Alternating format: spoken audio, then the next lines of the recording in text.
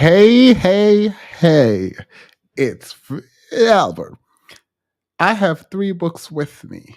The book that I do not pull must immediately go back to the shelf, pack their belongings, and head home. ah, Let me check to make sure the right mic is on. This is not going to be a long stream. It's not. It's a very short stream. And let me explain why. Welcome, everyone. Thank you for being here. Please don't feel like you need to be here for this. You can leave and come back or whatever. It's going to hopefully be under 30 minutes. Like, I'm trying to get this in and out because if I can do this in under an hour, 30 minutes mostly, I can do multiple of this through the week and address some of Swirlconomics, the video done by FD Signifier. I should have done a video. I was working on a video and I 30 minutes of recording and realizing I have so much more to say and do, I was like, I can't do this. Like, I don't have the time to edit this video. So even if I found the time to record it, I won't have the time to edit it. So I'm not doing this, right? There won't be a video. So I'm going to just take segments of FD's video and I'll just go live randomly. I can't tell you when I'm going to go live. I'm just going to randomly go live and talk about it. And I'll put part one, part two, part three up until however many parts I need to, because I can't edit the video. So that's out of the way. If you look behind me, there are things behind me and things are happening. If you know me, you know I'm a minimalist. And as such, this is very overwhelming for me. But I did it because I wanted to see how it would look on screen. And I absolutely love how it looks on screen. It's very winter, Christmas. It's giving what I needed to give against the black is beautiful. So I might actually keep this up for longer than Christmas. We might see. It is also very wasteful, I realize, to keep changing my background to match the theme each month. And I don't want to waste things, so I'm just going to not. All right. So, backstory. I I went to law school with the notion that I was going to be a international human rights attorney.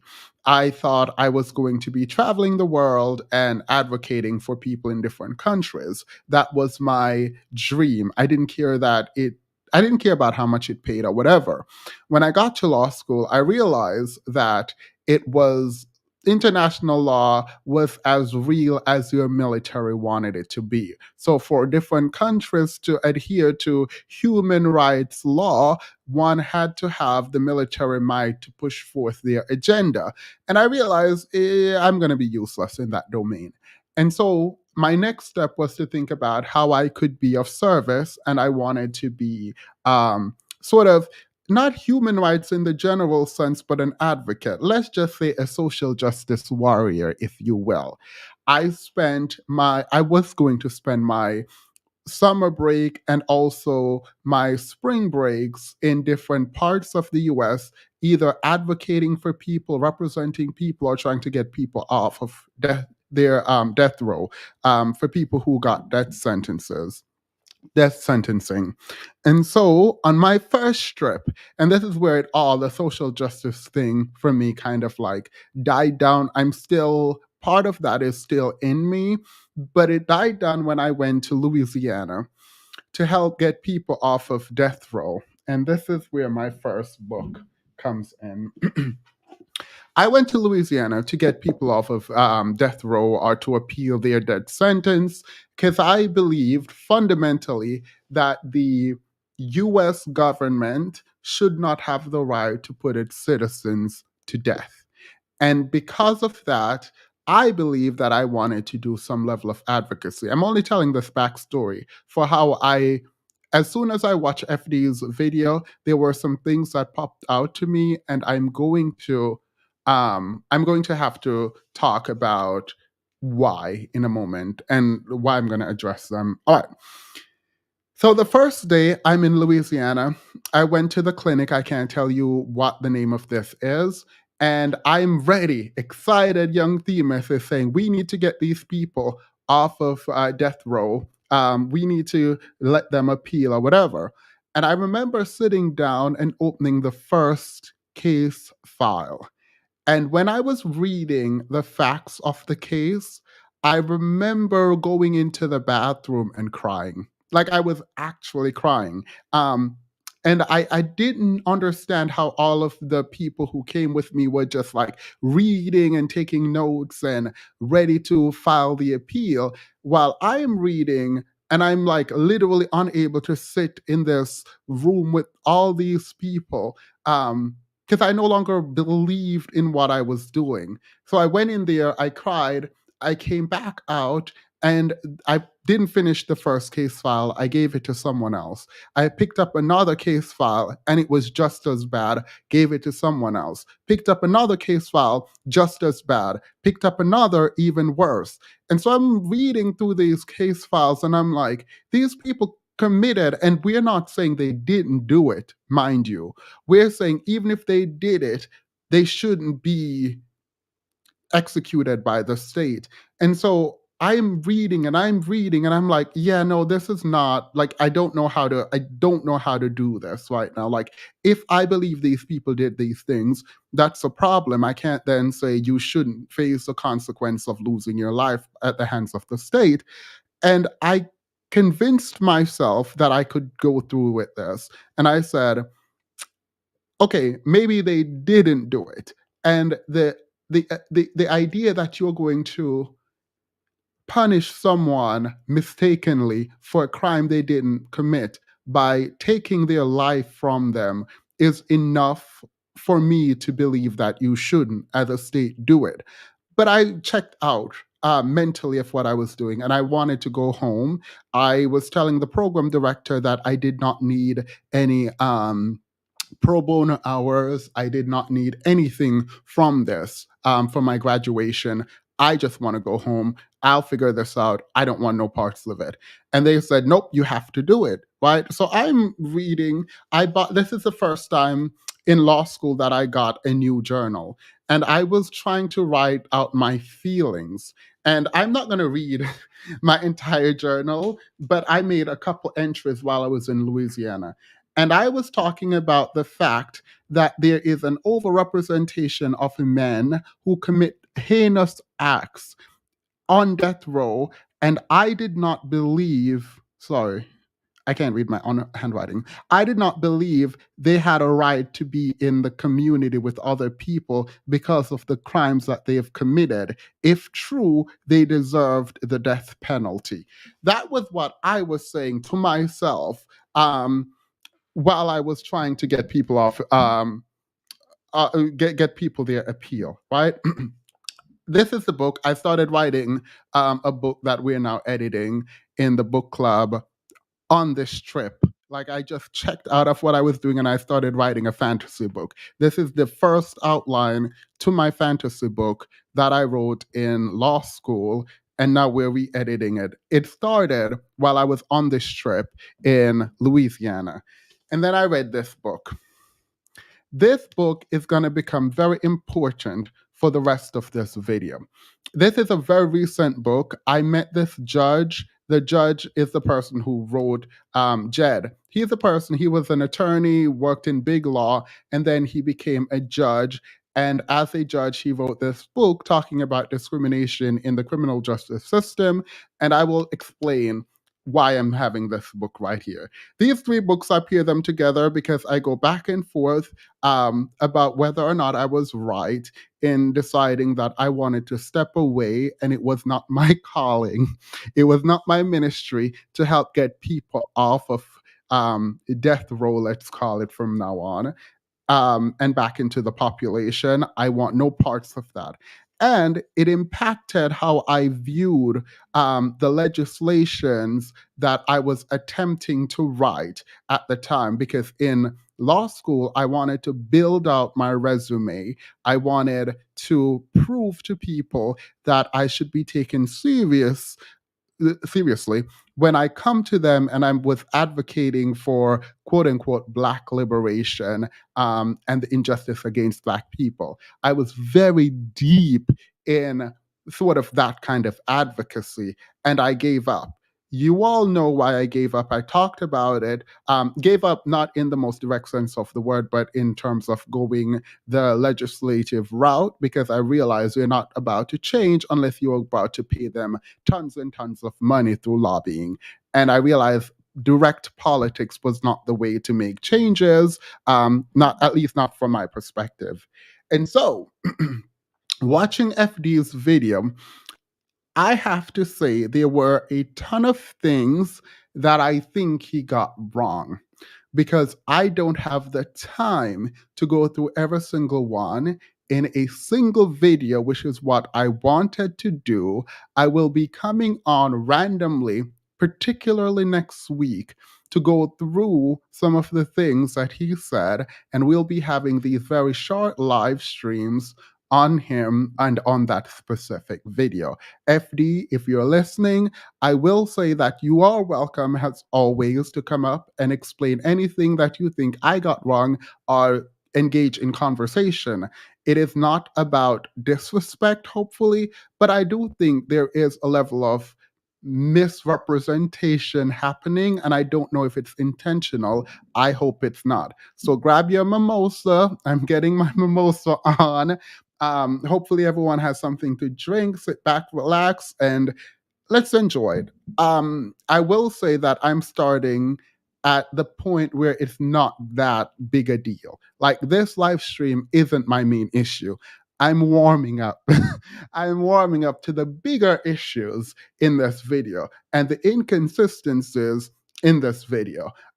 So here we are, and this is with all respect, as much respect as I can give. All right, let's do it. Mm, mm, mm, mm, mm, mm.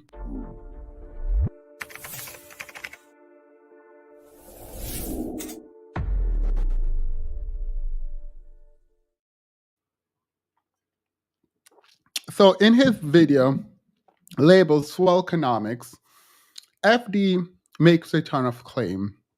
I'm going to call this part of the video the prologue. I won't play it. But he points to Travis Kelce, and what he's talking about when it comes to Travis Kelce is that FD could recognize. Oh, by the way, welcome everyone. I am so sorry. I am so sorry. Welcome, everyone. I appreciate y'all for being in here. There's almost 500 people. There's not almost 500 people. There's 446 people currently in here with me on a random Sunday. So I appreciate that. I do not have much time. So apologies for not doing the greetings. I see people are asking if this is live. It is definitely live. It is definitely live because I could not pre-record, which is what I should have done. All right. So the parts of the video that I'm not going to play. FD opens his video by stating that a lot of people have been talking about race online. However, they have not done so in a well-researched and thoughtful way. So the reason he's making his video is because the people who have been talking about race and interracial relationships have not been doing so in a thoughtful and well-researched way. Look, say what you want about FD, but he's here to drag the girls, and he don't really care about dragging the girls. He's dragging the girls, and that's completely fine. Drag the girls, talk your mess. I don't think this is like ego in a way where it's like, oh my God, he should stop. He should be more. If you think you're smart, be smart, girl, period. Don't let anyone humble you. I'm not here for humbling anyone, so don't be humble. Talk your mess. All right. So he opens with this thing about Taylor Swift and Travis Kelce dating. And he is talking about how he could tell from Travis Kelce's new look, which is just the mustache and nothing else, that Travis was back to dating white women in the way that he can tell that there are some black men based on their hairline, based on their hairline, that he knows that they date white women exclusively. And I think this is a bit odd because with those men, they date white women exclusively in your mind. Travis Kelce, most black women don't care about because the expectation is that people date whoever they want whenever they feel a connection to them without coming online and talking poorly about other groups of women. Just talk about what you like and not what you don't. And so the issue I think most black women have with black men, which honestly FD talks about somewhere else in his video, is that black men, when they decide to exit the community, have to come out and explain in full detail how aggressive they think these women are or that women are, how submissive they think these women are and that women are. And it becomes overwhelming, so much so that there is now a pushback online for or against these men in the form of women, black women in particular, coming out and say, okay, if you're going to measure us against white women, how about we start measuring you against white men or other races of men and see what happens? But I won't even get into this any further because it's not that important. In his chapter 1, he talks about history and the historical context for slavery. There is an argument that the seeking of white validation happened prior to slavery and is a product of a general sense of colonization as opposed to a direct link to slavery. One could also look to the Moors and the art that came out of that time period and find that, well, there is an attraction to whiteness from black men in particular outside of the context of being enslaved. However, for this analysis, I'm not about to get into that discussion because what I want to talk about is his chapter 2. For this video, we are going to discuss a very specific statement he made in his chapter 2. Black people, he says, have a different reason for disapproving of interracial marriage. Agreed.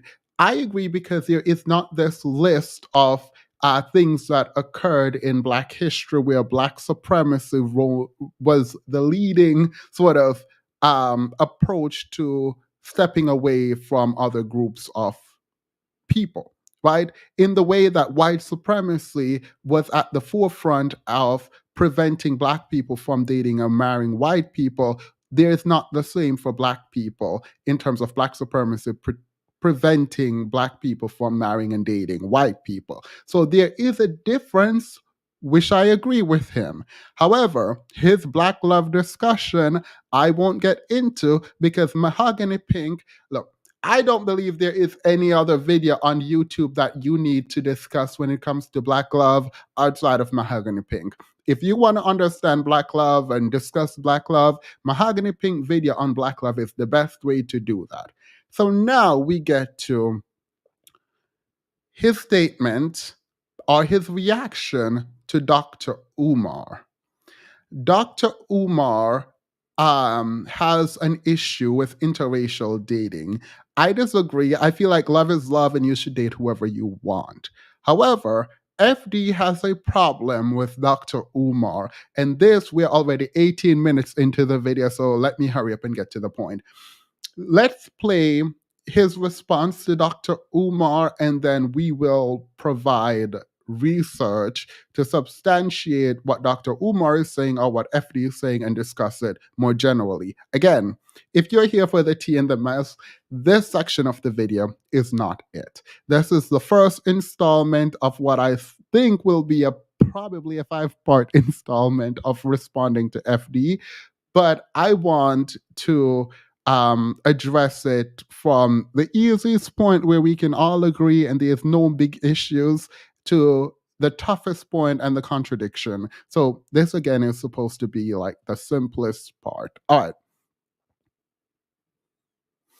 All right, so here's what FD had to say, and then we'll discuss why I think this is so fundamentally flawed, and blaming the system is not bad, but it's bad in this scenario.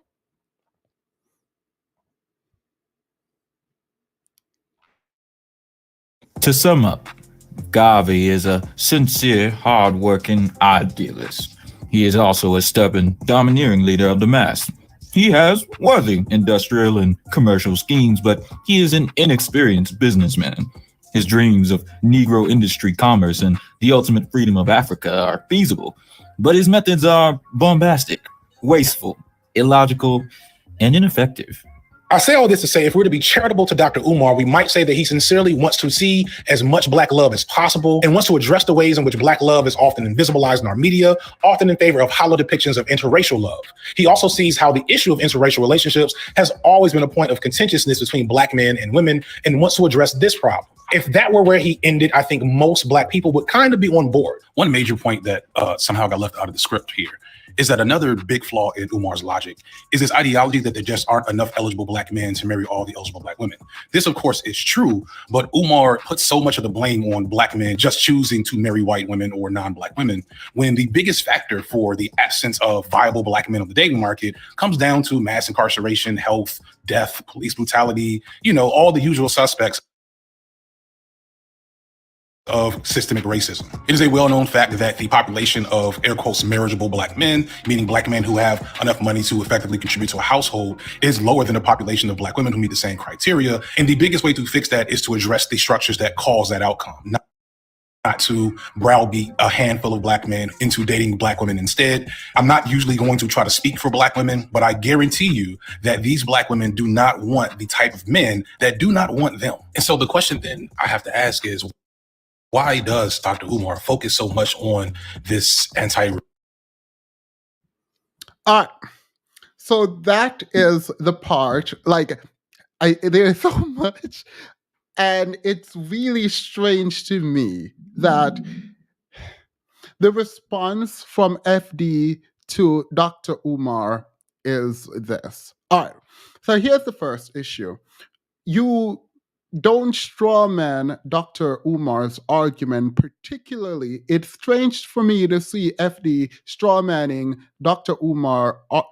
Umar's argument, because FD and I had a conversation where we both laughed at Dr. Umar being a thought leader in the Black community. We both sat up here and laughed at it. So if you're going to respond to Swirlconomics, or if you're going to talk about swirling, you cannot use Dr. Umar as the principal person for which the ideas being espoused are going to be rejected and responded to. That does not make any sense. However, to the extent that Dr. Umar is saying that there isn't enough eligible Black men for eligible Black women, and we all can agree that that's true, because FD just agreed that that's true. To say that he's blaming interracial dating is an understatement in a way that diminishes the way that one could interpret what is being said.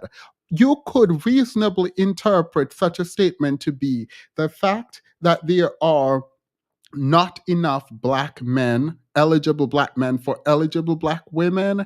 It then stings even more for those that are Black men to be dating out when there are already not enough eligible Black men. Not that the dating out is the causal connection for why there isn't enough eligible Black men. It's just there isn't enough, plus you're dating out, which is doubly terrible in those people's mind who opposes interracial dating. I feel like that would have been a better way to approach it and then address such a claim. However, he doesn't. He then says the reason why is what we already know to be true: mass incarceration, death of Black men, and police brutality. This is absolutely reductive. So Tiff just came in and said something. Let's stop. 172 likes, 620 people watching. Please like the video. This is actually a video that is going to stay up, so I would really appreciate it if you would like the video for me. It is very helpful to the algorithm. All right, so FD fan is here saying that's inconsequential. I don't know what you're talking about. He agrees with women that they don't want to date Black men. No, that's not the issue. All right. I'm sorry. I'm going to have to not respond to comments because they're very distracting. If you're not fully willing to engage in the discourse happening, you can definitely, like some people have done from the race, divest from this communication, because this is absolutely not the place and or time to be engaging in communication the way that you are. All right, now that that's out of the way, let's get to the stats. So he goes, the mass incarceration is one of the causal connection. He then says death is one of the issues, and then police brutality is one of the issue. These are the 3 points that we're going to address together. And the first place we're going to look is the Pew Research. And what you find is that there is an estimated 47.2 million people in the United States who are Black. This was in 2021. The issue here is very, very obvious. If there is 47.2 million African American in the United States, mass incarceration should put a dent in this number, so much so that it highlights why there aren't enough eligible Black men for eligible Black women.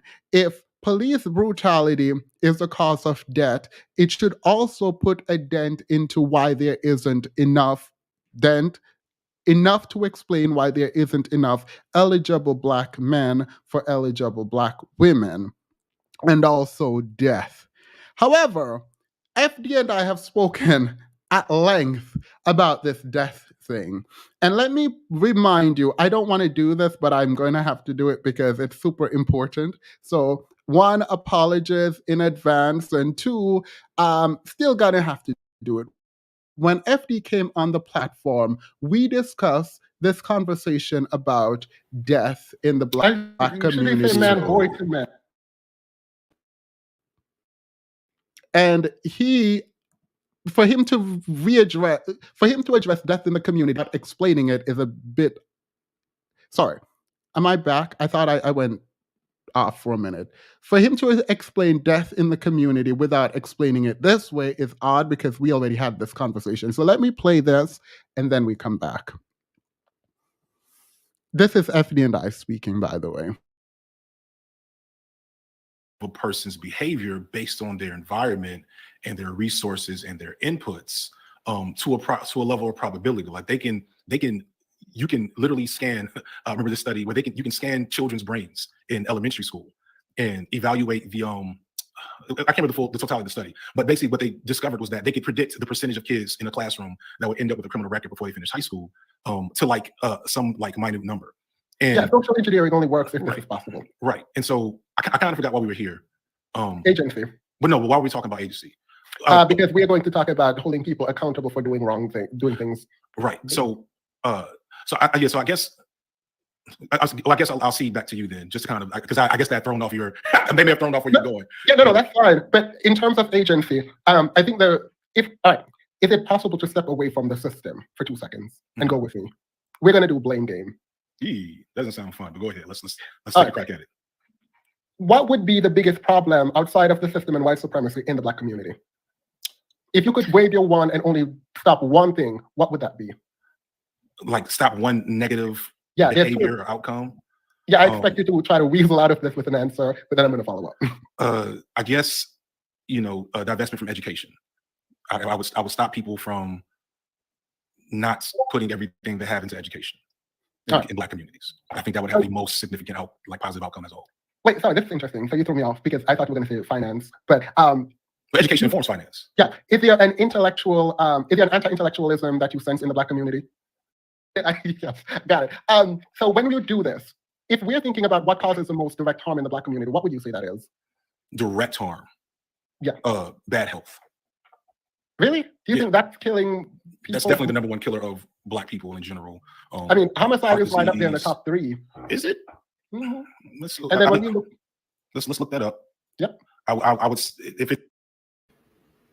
All right. This is where it comes. Homicide isn't the top three. Homicide is number one. For men, black men, ages 1 to 44, the leading cause of death is homicide, right? And so when you list homicide as a systemic issue, which it is in some ways, it is odd to not point out that it is the leading cause of death for black men in the black community, and the people who are doing the killing are black men. So when you list it as one of the systemic issue and say death of men, and then you follow it up with police brutality, it seems like a narrative is being created, though I'm not accusing him of creating this narrative. Like, no, that's not how that works, because you can't say black men are killing black men, essentially. And that is why we don't have enough black men available.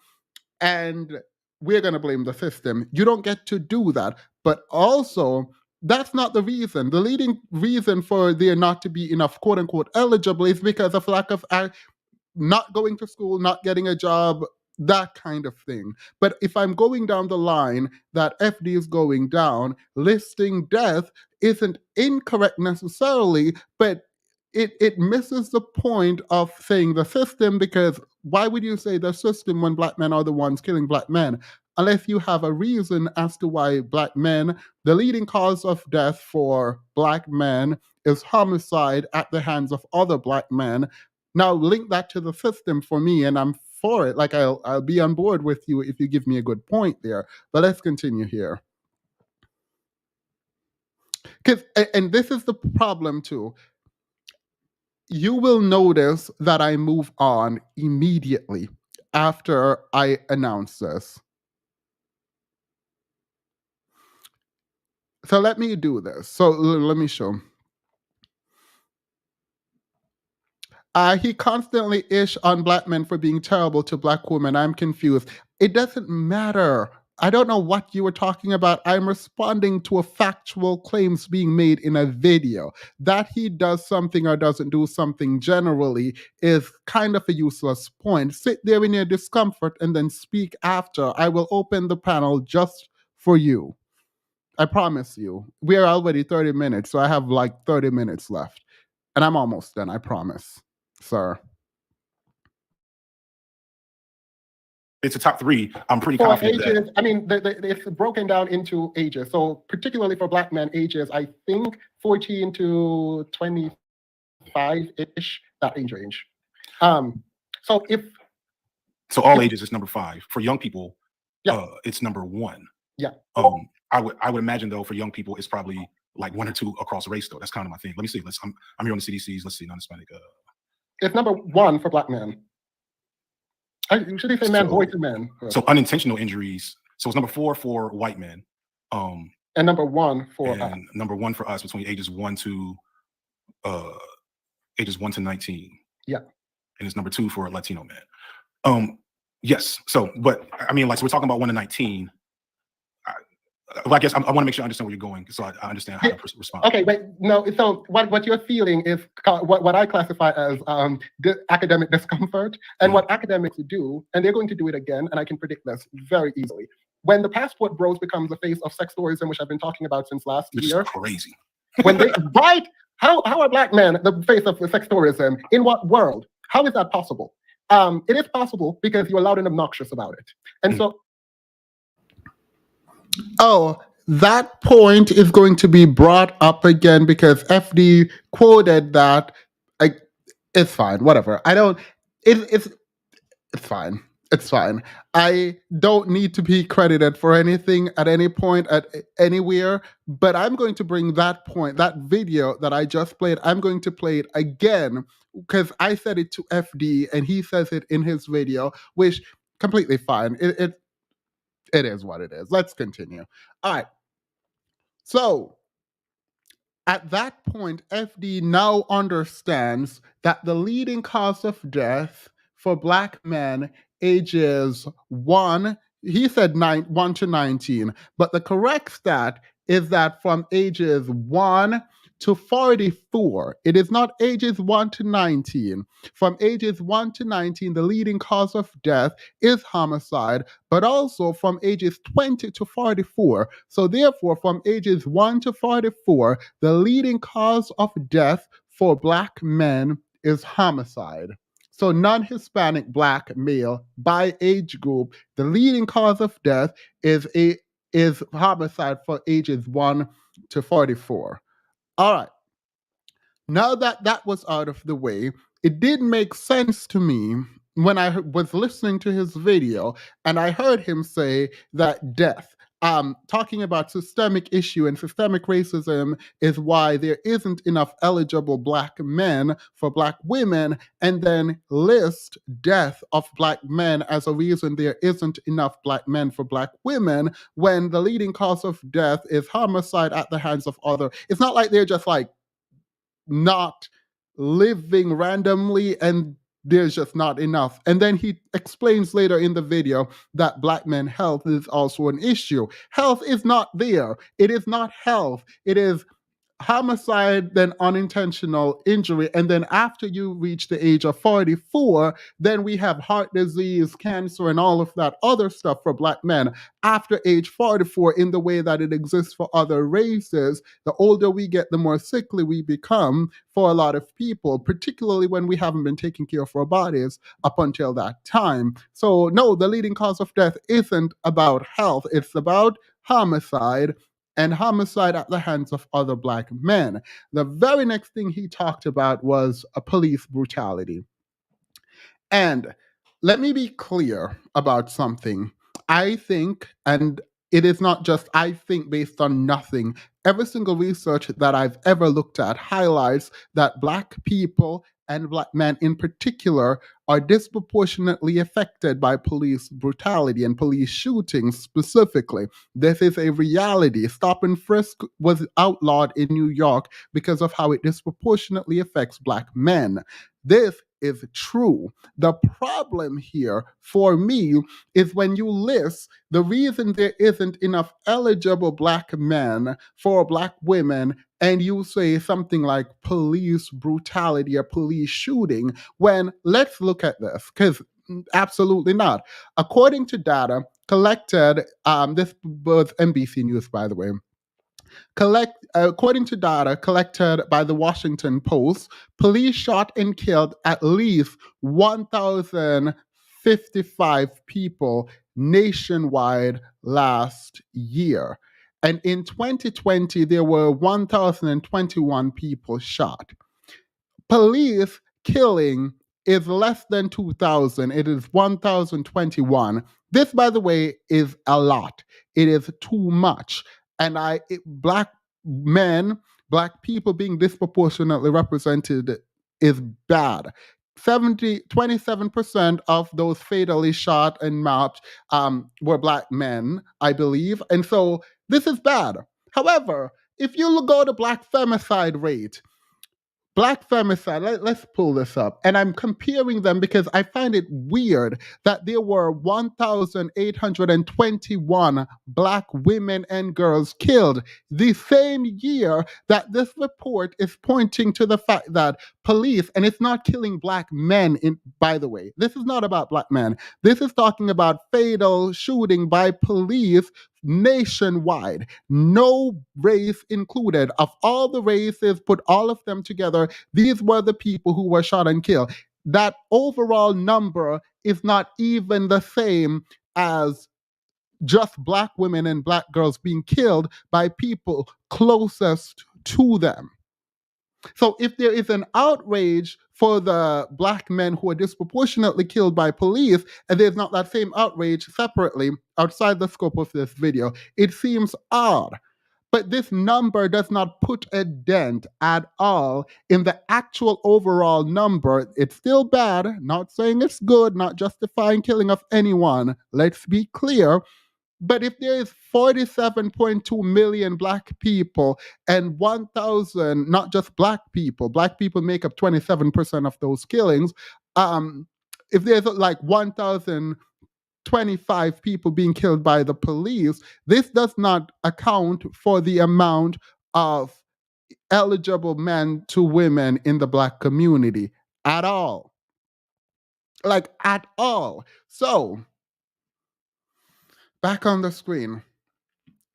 When I brought up the story that I initially talked about going to Louisiana to get people off death row and help them with their appeal, and then realizing, based on the facts of the case, that I wasn't correct in my assessment initially, and that my emotions drove me to believe that these people were all innocent and what they did could not have been that bad to get them the death sentence, and then going there and finding out, oh, wait, I don't want to be a part of this. If these people get off, I don't want to be a part of them being a part of the community ever again. So let me not do that. I hope, by the way, that when you are reviewing this video or you are engaging with the stats, that you hopefully come to another conclusion or it reaffirms what you already believe, but don't let that which you believe based on your emotion drive how you decide to report statistics, because you cannot sit there. This is my problem fundamentally with this portion of the video, and then my analysis ends. I will open the panel for like 10 minutes and then I will move on. My problem is you can say, Dr. Umar, you are wrong. Stop blaming men dating out as a reason why there aren't enough eligible Black men. And then you posit your own reason why there aren't eligible Black men. And you are just as wrong as Umar saying that men are dating out. Where, to be fair, I don't believe Umar is saying men are dating out. In fact, somewhere later in this video, FD points out that the more education a person gets, the more likely they are to date out. It is a very strange thing to me for him to put both Black men and Black women in this boat when he statistically points out that Black women without education marry out at a rate of 10%. When they get an education, it moves from 10% to 13%. Black men were at a 15%, I think he said it was. And then when they get an education, it went up to almost a 30% increase. This is 2 times the rate of what they were marrying out before the education. These two things are not like the. And then there was a complete, this is going to be a video in and of itself. There was a complete bastardizing of a report that came out about who lives in poverty. And FD makes the claim, I'm going to leave that alone. That might be the next video. I'm going to leave that alone. Okay, if you read the article he posted about Black interracial couples living in poverty, you quickly realize that this was an article that covers a research done from the 1980s right onwards. And what they found is that even though people were living in poverty who were interracially married, part of that was they were living there because in other neighborhoods where they were white people, they could not buy a home because of their interracial dating. And so they had to go to Black neighborhoods and poorer neighborhoods. It did not actually say they were poor, but rather that they had to be in poor neighborhoods because in rich neighborhoods, people weren't selling them houses. This has nothing to do with their actual socioeconomic status, but I'm pretty sure he didn't read that article, because if he read that article, he wouldn't have posted it. He would have made the claim and not posted the article. But if you go to the article, which we're going to do, the very next thing we are going to do, the next live, and please remind me, make sure I don't skip it, is go through that article and go over that specific stat around poor people dating out. So that's what I'm going to do. All right. I'm going to drop the link, and this link is for that gentleman who's been like crying in the chat. I told you it's fine. You will get your time to come up. Just let me finish. I am now done. You have 2 seconds to come up, and then I'm going to end the stream. Oh, there's 800 and something people here. Thank you all. Who is it? Do you want to come up? Oh, I'm doing the article the next live stream, not now. Again, my fundamental point with this was simple. You cannot say Dr. Umar is wrong for saying interracial marriage is causing a problem in terms of the available black men, eligible black men for black women, and then posit something that is equally as outrageous in my mind.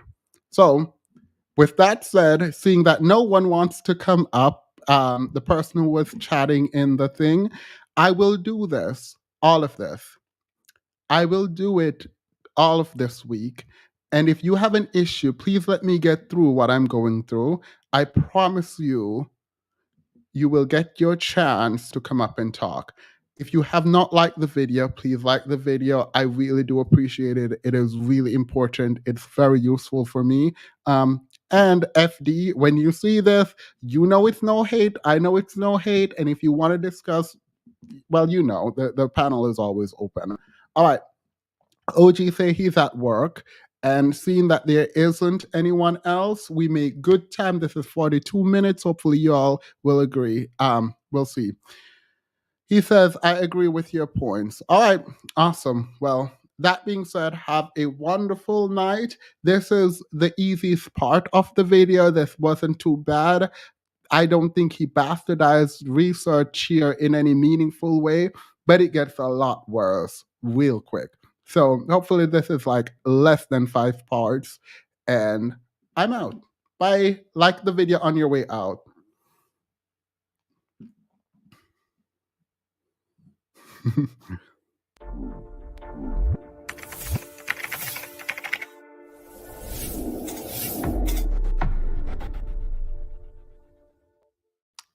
I do hope to see you all on the other videos. I know I should be doing this longer, but I really, really can't. I do have things to do I do have a lot of things to do. And so I wish this was a long video, and I realize chopping it up in parts is not the best. Hopefully he doesn't remove the video. But I doubt he will. I don't think he's the type to like run from critique. So we'll see. Have a wonderful night. Bye.